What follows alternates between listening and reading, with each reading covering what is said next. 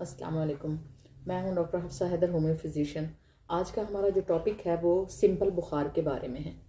कुछ लोगों का बुखार ऐसा होता है जो कंटिन्यू होता है, वायरल भी नहीं होता और टाइफाइड भी नहीं होता।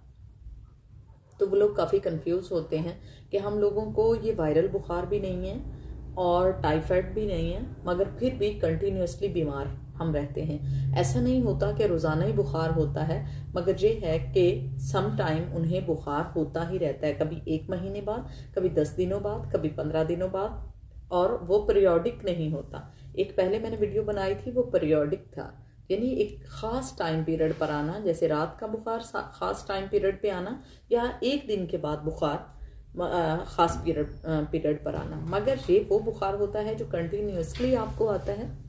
ये मज़दूरों को भी आ सकता है, ये बारीक काम करने वालों को भी आ सकता है, और जो बहुत ज़्यादा ब्रेनी होते हैं, इंटेलेक्चुअल होते हैं, जो बहुत ज़्यादा काम करते हैं, प्रोफेसर होते हैं, डॉक्टर होते हैं, वकील होते हैं, जज होते हैं, इस टाइप के जो लोग होते हैं जो बहुत ज़्यादा इंटेलेक्चुअलिटी में रहते हैं और बहुत ज़्यादा ब्रेन का काम करते हैं, तो उनको भी बहुत ज़्यादा पहले बॉडी एक होता है और उसके बाद उनको जिस्म के दर्द के बाद बुखार होना शुरू हो जाता है, और फिर उसके बाद वो पैरास्टामोल लेते हैं और थोड़ी देर के बाद वो ठीक हो जाते हैं। आफ्टर दैट यही सारा पीरियड दोबारा से उनका क्लॉक होना शुरू हो जाता है।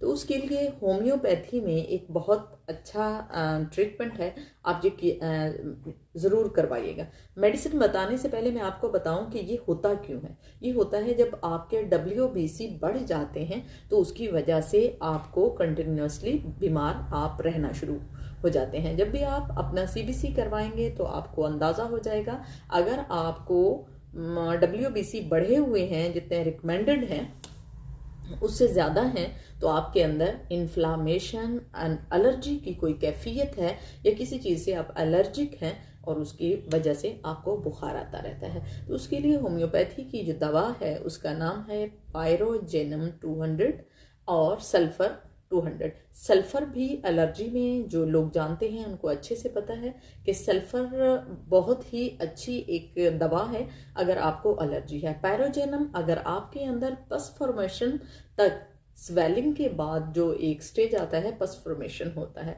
अगर आपके अंदर इन्फ्लामेशन बहुत ज़्यादा बढ़ गई है, WBC कुछ ज़्यादा है, RA फैक्टर अगर ना भी पॉजिटिव हो फिर भी अगर आपको बुखार रहता है, तो ये बहुत ज़्यादा इफ़ेक्टिव दवा है। इसको आप लेंगे किस तरह? आप इसके सुबह एक डोज लेंगे और शाम एक डोज लेंगे। जब आप ठीक हो जाते हैं 2 दिनों के बाद, फिर आप ऐसे कीजिएगा कि इन दोनों को मिक्स करके ओनली एक टाइम में आप, यानी रात के टाइम में या सुबह के टाइम में आप इस मेडिसिन को ले सकते हैं। कुछ लोग ये पूछते हैं कि कहीं इसको खाली पेट लेना है या हमने इसको खाने के बाद लेना है। तो कोई ख़ास इसका स्केल नहीं है।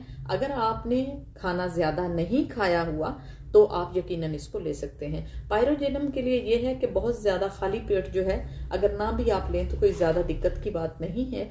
आप इसको नॉर्मल, अगर आपने कुछ खाया हुआ है, नाश्ता किया है, या आप रात को अभी खाना खाने वाले हैं, तो आप इसको ले सकते हैं। ये बहुत ज़्यादा इफ़ेक्टिव दवा है।